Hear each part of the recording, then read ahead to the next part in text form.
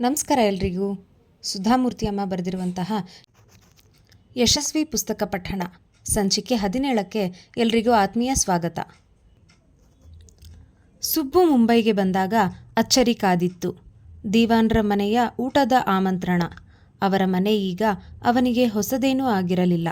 ಆದರೆ ಊಟದ ಆಮಂತ್ರಣಕ್ಕಾಗಿ ಪೂನಾದಿಂದ ಏಕೆ ಕರೆಸಿದರು?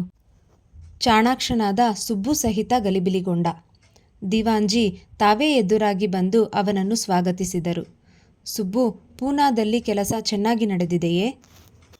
ಸುಬ್ಬು, ಪೂನಾದಲ್ಲಿ ಕೆಲಸ ಚೆನ್ನಾಗಿ ನಡೆದಿದೆಯೇ? ಯಾವ ಕೆಲಸ? ಸರಳೆಯ ಮನೋಹರ ರೂಪ ಕಣ್ಣ ಮುಂದೆ ಬಂದಿತು. ಹಾಂ ಸರ್. ವೀಣಾ, ಊಟಕ್ಕೆ ರೆಡಿ ಮಾಡು. ನಗುತ್ತಾ ವೀಣಾ ಹೊರಟು ಹೋದಳು. ಅವಳಿಲ್ಲದಾಗ ದಿವಾನ್ಜಿ ನೇರ ಮಾತಿಗೆ ಇಳಿದರು. ಸುಬ್ಬರಾವ್, ನಾನೊಂದು ವೈಯಕ್ತಿಕ ಪ್ರಶ್ನೆ ಕೇಳುತ್ತೇನೆ.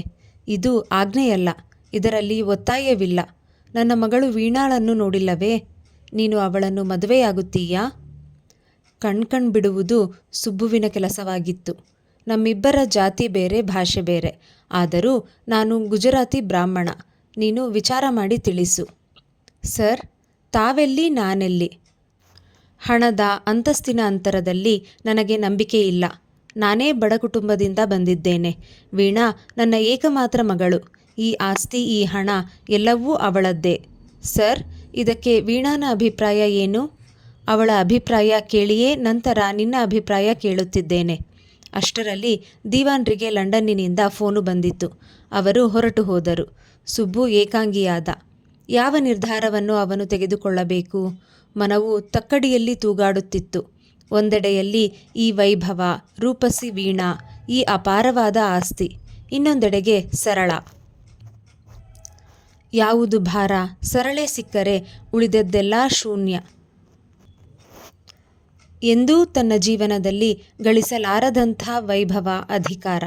ಯಾವುದನ್ನು ಪಡೆಯಲು ಅಹರ್ನಿಶನಾಗಿ ದುಡಿಯುತ್ತಿದ್ದೆನೋ ಅದು ಅನಾಯಾಸವಾಗಿ ಕಾಲಬಳಿಯೇ ಬಂದು ಬಿದ್ದಿದೆ. ಯಾವುದರಿಂದ ಅವನು ಬಾಲ್ಯದಲ್ಲಿ ವಂಚಿತನಾಗಿದ್ದನೋ ಅದು ನಿರಾಯಾಸವಾಗಿ ಸಿಕ್ಕಿದೆ. ವೀಣಾ ಕುರೂಪಿಯಲ್ಲ. ಈ ವೈಭವವನ್ನು ಕುರೂಪಿಯ ಜೊತೆ ಕೊಡುತ್ತಿಲ್ಲ. ಸರಳೆಯಲ್ಲಿ ರೂಪ ಒಂದನ್ನು ಬಿಟ್ಟರೆ ಬೇರೆ ಏನೂ ಇದೆ? ಮತ್ತೇನೂ ಇಲ್ಲ.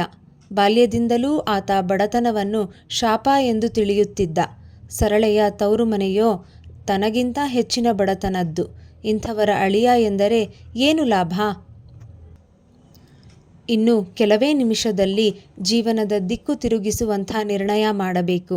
ಸರಳೆಯನ್ನು ವರಿಸಿದರೆ ಮತ್ತೆ ಹಿಂದಿನ ಸ್ಥಾನಕ್ಕೆ ವರ್ಗಾಯಿಸುತ್ತಾರೆ ದಿವಾನರು. ವೀಣಾನ ಪತಿಯೇ ಈ ಸ್ಥಾನ ತುಂಬುತ್ತಾನೆ.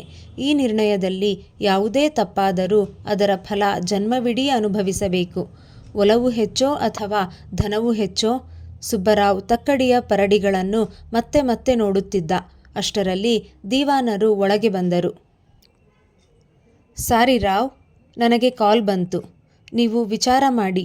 ಆಗಲಿ ಎಂದರೆ ನಾಳೆ ಬೆಂಗಳೂರಿಗೆ ಹೋಗೋಣ. ನಿಮ್ಮ ಅಳಿಯನಾಗುವ ಭಾಗ್ಯ ನನಗಿದೆಯೇ? ಸರಳೆಯ ತಕ್ಕಡಿ ಮೇಲೇರಿತ್ತು. ಧನದಿಂದ ತುಂಬಿದ ವೀಣಾ ಕೆಳಗೆ ಬಂದಳು. ಸರಳೆ ಎಚ್ಚರದಿಂದ ಇದ್ದುದೇ ಹೆಚ್ಚು. ಆಫೀಸಿನಲ್ಲಿ ಸುಬ್ಬರಾವ್ ವೆಡ್ಸ್ ವೀಣಾ ಎಂದು ಬರೆದ ಚಿನ್ನದ ಅಕ್ಷರದಲ್ಲಿ ಥಳಥಳಿಸುವ ಮದುವೆಯ ಮಮತೆಯ ಕರೆಯೋಲೆ ನೋಡಿದಾಗ ಅದನ್ನು ಅವಳು ನಂಬಲೇ ಇಲ್ಲ. ಅವಳ ದಾರುಣ ಸಂಕಟ, ನೋವು, ಅಳಲನ್ನು ಬರೆಯಲು ಯಾವ ಲೇಖನಿಗೂ ಸಾಧ್ಯವಿಲ್ಲ. ಅವಳ ಕನಸಿನ ಅರಮನೆಗೆ ಬೆಂಕಿ ಹತ್ತಿ ಧಗಧಗಿಸುತ್ತಿದೆ. ಸರಳ ದಿಗ್ಭ್ರಮೆಗೊಂಡಳು. ಯಾಕೆ ಸರಳ, ಏನಾಯಿತೆ? ಅಕೌಂಟ್ಸ್ ವಿಭಾಗದ ದೇಶಪಾಂಡೆ ಬಾಯಿ ಕೇಳಿದಾಗ ಯಾವ ಉತ್ತರವೂ ಕೊಡದೆ ಸೋಲಬೇಕಾಯಿತು. ನನಗೆ ಅಸಾಧ್ಯ ತಲೆನೋವು. ಹಾಗಿದ್ದರೆ ಅರ್ಧ ದಿನ ರಜೆಯನ್ನಾದರೂ ಬರೆದು ಮನೆಗೆ ಹೋಗು. ಮಾತ್ರೆ ತಗೋ. ಅರ್ಧ ದಿನದ ರಜೆಗಾಗಿ ಕಾಗದ ಟೈಪು ಮಾಡುವಾಗ ರಾಜೀನಾಮೆ ಬರೆಯಲೋ, ಸುಬ್ಬುವಿಗೆ ಕಾಗದ ಬರೆಯಲೋ ಎನ್ನುವುದೇ ತಿಳಿಯದು. ಸದ್ಯದ ಪರಿಸ್ಥಿತಿಯಲ್ಲಿ ಅವಳು ಎರಡೂ ಮಾಡಲಾರಳು. ಈ ಕೆಲಸ ಬಿಟ್ಟರೆ ಇನ್ನೊಂದು ಕೆಲಸ ಎಲ್ಲಿ ಸಿಗುತ್ತದೆ? ಸುಬ್ಬರಾವ್ ಕಾಗದ ಓದಿ ಮನಸ್ಸನ್ನು ಬದಲಿಸುತ್ತಾನೆಯೇ? ಯಾವ ಸುಬ್ಬರಾವ್ಗೆ ಅವಳು ಮನಪೂರ್ವಕವಾಗಿ ಅರ್ಪಿಸಿಕೊಂಡಿದ್ದಳೋ ಅಂಥ ಸುಬ್ಬು ಅವಳನ್ನು ಹೇಗೆ ಮರೆತು ಬಿಟ್ಟ? ಅವಳ ಮುಗ್ಧ ಸ್ವಭಾವದ ಉಪಯೋಗ ಹೇಗೆ ಮಾಡಿಕೊಂಡ? ದೇಹದ ಆಕರ್ಷಣೆಯೇ ಅವನಲ್ಲಿ ಮುಖ್ಯವಾಗಿತ್ತು. ನೈತಿಕ ಬೆಲೆ ಇಲ್ಲವೇ ಇಲ್ಲ. ಸರಳ ನಿರುಪಾಯಳಾಗಿ ಬಿಕ್ಕಿದಳು. ದೇವರೇ, ನಿನ್ನಲ್ಲಿ ನ್ಯಾಯ ಇಲ್ಲವೇ? ದೇವರ ನ್ಯಾಯದ ಪದ್ಧತಿ ಬೇರೆ ಎಂದು ಸರಳೆಗೆ ಆಗ ತಿಳಿದಿರಲಿಲ್ಲ. ಗೋಪಾಲ ಕೆಲಸದ ಮೇಲೆ ಹೈದರಾಬಾದಿಗೆ ಹೋಗುವುದು ಇದೆ. ಉತ್ತರ ಅದನ್ನು ಕೇಳಿ ಕಳವಳಗೊಳ್ಳುವುದು ಸಹಜ. ಗೋಪಾಲನಿಗೆ ಲಕ್ಷ್ಮೀ ನಿವಾಸಕ್ಕೆ ಹೋಗಿ ಬರಲು ಹೇಳಲು ಅವಳ ಮನಸ್ಸು ತವಕಿಸಿದರೂ ಹೇಳಲಾರಳು. ಅವಳಿಗೆ ಅವ್ಯಕ್ತವಾದ ಭಯ. ಎಲ್ಲಿ ತನ್ನ ಗೋಪಾಲನಿಗೆ ಅವಮಾನ ಆಗುವುದೋ ಏನೋ. ಗೋಪಾಲನ ಅವಮಾನ ತನ್ನ ಅವಮಾನ ಎಂದು ಉತ್ತರೆ ತಿಳಿಯುತ್ತಾಳೆ. ಅವರಿಬ್ಬರ ದೇಹ ಎರಡಾದರೂ ಜೀವ ಒಂದೇ. ಉತ್ತರಾಳ ಮನಸ್ಸು ಗೋಪಾಲನಿಗೆ ತಿಳಿದಿದೆ. ಜೀವನದ ಮೊದಲ 23 ವರ್ಷ ಕಳೆದ ಊರು ಮನೆ ಮಠದ ಮೇಲೆ ಮಮತೆ ಇರುವುದು ಸಹಜ. ಎಷ್ಟಾದರೂ ತೌರಲ್ಲವೇ? ಅವಳ ಬಾಲ್ಯ ಕಳೆದ, ಯೌವನ ಸರಿದ, ವಿದ್ಯೆ ಸಂಸ್ಕಾರ ನೀಡಿದ ಮನೆಯಲ್ಲವೇ? ಅಲ್ಲಿಯವರೆಲ್ಲರೂ ಅವಳನ್ನು ಮರೆತರೂ ಅವಳು ಅವರನ್ನು ಮರೆತಿಲ್ಲ. ಅಜ್ಜ ಹೇಗಿದ್ದಾರೆ? ಶ್ಯಾಮಲಳ ಮದುವೆ ಆಗಿರಬೇಕಲ್ಲವೇ? ತಾಯಿ ತಂದೆಯರ ಆರೋಗ್ಯ ಹೇಗಿದೆ? ನೂರಾರು ಪ್ರಶ್ನೆ. ಅದಕ್ಕೆ ಉತ್ತರವೇ ಇಲ್ಲ. ಗೋಪಾಲನ ಕೆಲಸ ಬೇಗ ಮುಗಿದಿದೆ. ಮರುದಿನ ಅವನ ವಿಮಾನ ಪ್ರಯಾಣ ಇದೆ. ಅವನ ಕಂಪನಿಯ PRO, ಸರ್, ರಾತ್ರಿ ಏನು ಕೆಲಸ? ಏನಿಲ್ಲ.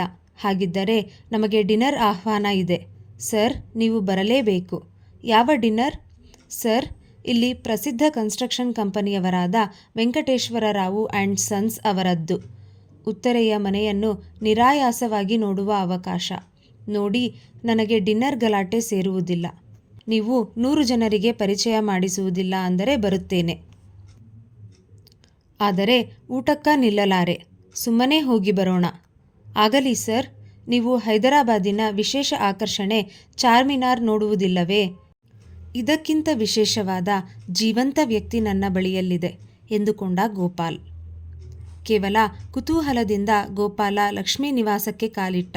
ನ್ಯಾಯವಾಗಿ ಹಿರಿಯ ಅಳಿಯನಾಗಿದ್ದಕ್ಕೆ ಅವನಿಗೆ ಇಲ್ಲಿ ಅಧಿಕಾರ ಇರಬೇಕಿತ್ತು. ಲಕ್ಷ್ಮೀ ನಿವಾಸದ ಹುಲ್ಲುಗಾವಲಿನ ಮೇಲೆ ಭರ್ಜರಿ ಪಾರ್ಟಿ.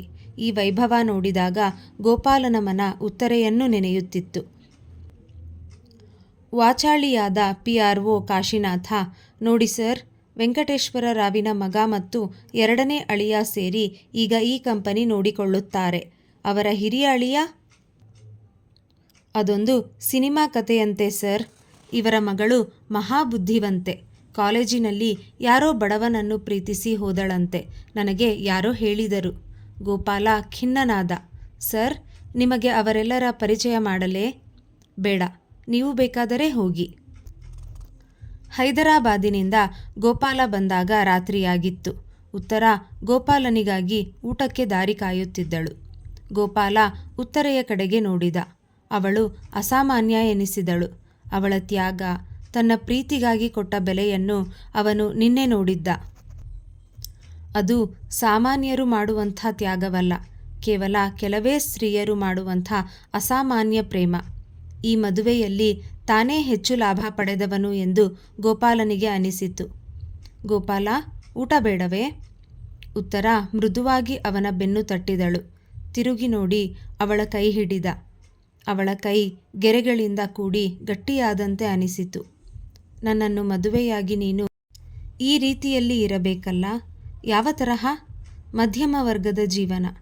ಯಾಕೆ? ಲಕ್ಷ್ಮೀ ನಿವಾಸಕ್ಕೆ ಹೋಗಿದ್ರಾ? ಅಲ್ಲಿ ಎಲ್ಲರೂ ಮಾತಾಡಿದ್ರೆ? ಅಜ್ಜ, ಪಪ್ಪ, ಮಮ್ಮ, ಶ್ಯಾಮಲಾ, ಉಮೇಶ್? ಅನೇಕ ಪ್ರಶ್ನೆ ಒಂದೇ ಬಾರಿಗೆ ಕೇಳಿದಳು. ಹೋಗಿದ್ದೆ, ಆದರೆ ಅತಿಥಿಯಾಗಿ. ಆದರೆ ನಾನು ಯಾರನ್ನೂ ಕಾಣಲೇ ಇಲ್ಲ. ಉತ್ತರ ನಿರಾಶೆಯಿಂದ ನಕ್ಕು ಕಣ್ಣೀರನ್ನು ಒರೆಸಿಕೊಂಡಳು.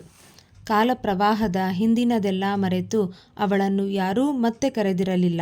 ಜಾನಕಿಗೆ ಅವಳಿಗಿರುವ ಮಕ್ಕಳ ಮೋಹಕ್ಕೂ ಅವಳು ತಾಯಿಯಾಗದಿರುವುದಕ್ಕೂ ಬಹಳ ಬೇಸರ ತಂದಿತ್ತು. ಇಷ್ಟು ವರ್ಷ ಅಮೆರಿಕೆಯಲ್ಲಿದ್ದು ತನ್ನ ಗುರಿ ಸಾಧಿಸಿ DG ಕಂಪನಿಯಲ್ಲಿ ಅತ್ಯಂತ ಹಿರಿಯ ಅಧಿಕಾರದಲ್ಲಿದ್ದಳು. ಅದಕ್ಕಾಗಿ ಅವಳು ಅವಿರತವಾಗಿ ದುಡಿದಿದ್ದಳು. ಮಹೇಶ್ ಅವಳಷ್ಟು ನಿಷ್ಠೆಯಿಂದ ಕೆಲಸ ಮಾಡುವವನಲ್ಲ. ಹೀಗಾಗಿ ಅವಳ ಎತ್ತರಕ್ಕೆ ಬಂದಿರಲಿಲ್ಲ. ಇದರಿಂದ ಜಾನಕಿಗೆ ಅಂಥ ವಿಶೇಷ ಅಂತರ ಎನಿಸದಿದ್ದರೂ ಮಹೇಶನಿಗೆ ಕೀಳರಿಮೆ ಬರುತ್ತಿತ್ತು. ಅವನಿಗೆ ತನ್ನ ಪತ್ನಿ ಕೆಲಸದಲ್ಲಿ ಇರುವುದು ಬೇಡ ಎನಿಸಿದರೂ ಹೇಳಲಾರ. ತನಗಾಗಿ ದಾರಿ ಕಾಯುವ, ತನ್ನ ಅಭಿಪ್ರಾಯವನ್ನು ಓಲೈಸುವ, ತನ್ನ ಮನೆಯನ್ನು ಅಂದವಾಗಿ ಇರಿಸಬಲ್ಲ ಗೃಹಿಣಿಯೇ ಚೆನ್ನ ಅನಿಸತೊಡಗಿತು.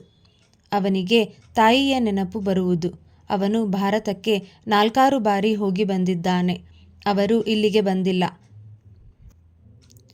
ತಾಯಿ ಈ ವಯಸ್ಸಿನಲ್ಲಿಯೂ ತಂದೆಗಾಗಿ ಮಾಡುವ ಸೇವೆ, ಮನೆಗಾಗಿ ದುಡಿಯುವ ಪ್ರೀತಿ ಹೆಚ್ಚು ಪ್ರಿಯವೆನಿಸುತ್ತಿತ್ತು. ಮಕ್ಕಳಿಲ್ಲದೆ ಜಾನಕಿ ಮಹೇಶರು ಮನದಿಂದಲೂ ದೂರವಾಗತೊಡಗಿದರು. ಇಂಥ ಪರಿಸ್ಥಿತಿಯಲ್ಲಿ ಬಂದಿತು ಜಾನಕಿಗೆ ತಾತ್ಕಾಲಿಕ ಬಾಸ್ಟನ್ಗೆ ಟ್ರಾನ್ಸ್ಫರ್ ಆರ್ಡರ್. ರಾತ್ರಿಯ ನೀರವತೆಯಲ್ಲಿ ಜಾನಕಿಯೇ ಮಾತು ತೆಗೆದಳು. ಮಹೇಶ್, ಈ ಪೋಸ್ಟಿಂಗ್ ಕೇವಲ 6 ತಿಂಗಳು ಮಾತ್ರ. ನಾನು ಯಾವಾಗಲಾದರೂ ಒಂದು ಬಾರಿ ಹೋಗಲೇಬೇಕು. ಈ ಬಾರಿ ಬೇಸಿಗೆಯಲ್ಲಿಯೇ ಮುಗಿಸಿಬಿಡುವೆ. ಈ ಪೂರ್ವ ಅಮೆರಿಕೆಯಲ್ಲಿ ಚಳಿ ಹೆಚ್ಚು. ನೀನೇನಂತೀಯಾ? ನಿನ್ನ ಇಚ್ಛೆ. ಹಾಗಲ್ಲ, ನಿನಗೂ ಬೇಸರ ಬರಬಹುದು.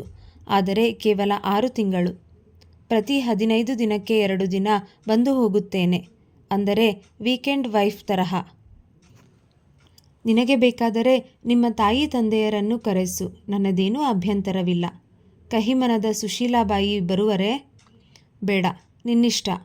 ಜಾನಕಿ, ನೀನು ಕೆಲಸ ಏಕೆ ಬಿಡುವುದಿಲ್ಲ? ಅದು ಹೇಗೆ ಸಾಧ್ಯ? ಯಾಕೆ? ಎಷ್ಟೊಂದು ಜನರು ಮನೆಯಲ್ಲಿ ಇಲ್ಲವೇ? ನಿನ್ನ ಗೆಳತಿ ಉತ್ತರಾನ್ನ ನೋಡು. ಕನ್ನಡಕವನ್ನು ಬದಿಗಿರಿಸಿ ಜಾನಕಿ ಅಚ್ಚರಿಯಿಂದ ನೋಡಿದಳು. ಮಹೇಶ್, ನಾನು ಬೇರೆ, ಉತ್ತರ ಬೇರೆ. ಅವಳ ದ್ವಂದ್ವಯುತ ಜೀವನದ ನೋವು ನನಗೆ ಗೊತ್ತಿದೆ. ಅಲ್ಲದೆ ಇಷ್ಟೊಂದು ವರ್ಷ ನನಗೆ ಕೆಲಸದ ರೂಢಿಯಾಗಿದೆ. ನನಗೆ ಮನೆಯ ಯಾವ ಕೆಲಸದ ಅಭಿರುಚಿಯೂ ಇಲ್ಲ. ಯಾಕೆ ಮಹೇಶ್, ಇಷ್ಟು ವರ್ಷದ ಮೇಲೆ ಅಪ್ಪಟ ಭಾರತೀಯ ಪುರುಷನಂತೆ ಇಂಥ ಆಸೆ ಬಂದಿದೆ? ಮಹೇಶ್ ಉತ್ತರಿಸಲಿಲ್ಲ. ಜಾನಕಿ ಬಾಸ್ಟನ್ಗೆ ಹಾರಿ ಹೋದಳು. ಪ್ರತಿ ರಾತ್ರಿ ಪತಿಗೆ ಫೋನು ಮಾಡುತ್ತಾಳೆ. 15 ದಿನಕ್ಕೆ ಒಂದು ಬಾರಿ ಶನಿವಾರ ಬರುತ್ತಾಳೆ. ಮಹೇಶ್ನ ಜೀವನ ಅಸ್ತವ್ಯಸ್ತವಾಗಿದೆ. ಮಹೇಶ್ ಒಂದು ದಿನ ಆಫೀಸಿಗೆ ಬಂದಾಗ ಅವನ ಹೊಸ ಸೆಕ್ರೆಟರಿ ಸಾರಾ ಬಂದು ವಿಶ್ ಮಾಡಿದಳು. ಅಚ್ಚರಿಯ ವಿಷಯವೇನೆಂದರೆ ಸಾರಾ ಭಾರತೀಯಳಾಗಿದ್ದಳು. ಮಹೇಶ್ ಇಂದಿನವರೆಗೆ ಭಾರತೀಯ ಸೆಕ್ರೆಟರಿ ಜೊತೆ ಕೆಲಸ ಮಾಡಿರಲಿಲ್ಲ. ಸಾರಾ 20 ವರ್ಷದ ತರುಣಿ. ಸುಂದರವಾಗಿದ್ದಾಳೆ, ಮೋಹಕವಾಗಿದ್ದಾಳೆ, ಕೆಲಸದಲ್ಲಿ ಚುರುಕು. ಇಂಗ್ಲಿಷ್, ಫ್ರೆಂಚ್ ಅರಳು ಹುರಿದಂತೆ ಮಾತನಾಡುತ್ತಾಳೆ. ತೀರಾ ಆತ್ಮೀಯತೆ ತೋರಿಸುವುದಿಲ್ಲ. ಸದಾಕಾಲವೂ ನಸುನಗುತ್ತಾ ಇರುತ್ತಾಳೆ. ಆಫೀಸಿನಲ್ಲಿ ಅವಳಿದ್ದರೆ ಚೈತನ್ಯದ ಚಿಲುಮೆಯಂತೆ. ಇಲ್ಲಿಗೆ ಇಂದಿನ ಸಂಚಿಕೆ ಪೂರ್ಣ. ಈಗ ಇಂದಿನ ಕಿವಿಮಾತು. ನೀವಿಷ್ಟಪಟ್ಟಿದ್ದನ್ನು ಮಾಡುವಂಥದ್ದು ಸ್ವಾತಂತ್ರ್ಯ. ನೀವು ಏನು ಮಾಡ್ತಿರೋ ಅದನ್ನು ಇಷ್ಟಪಡೋದು ಸಂತೋಷ. ಧನ್ಯವಾದಗಳು. ರಾಧೆ ಕೃಷ್ಣ.